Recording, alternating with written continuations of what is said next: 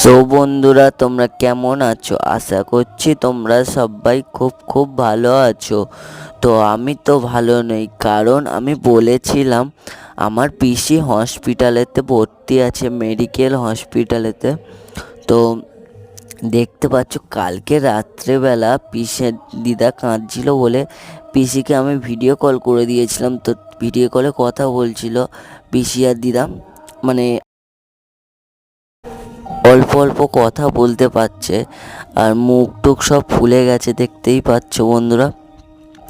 তো বন্ধুরা, তোমরা সবাই একটু ঠাকুরের কাছে প্রার্থনা করো যেন আমার পিসি সুস্থ হয়ে বাড়িতে ফিরে আসুক। আর ওটা আমার বড় পিসি, তো তাই জন্য একটু সবাই প্রার্থনা করো যেন আমার পিসি বাড়িতে ফিরে আসে। তো চলো আমি এখন আমার পিসির সাথে একটু কথা বলি।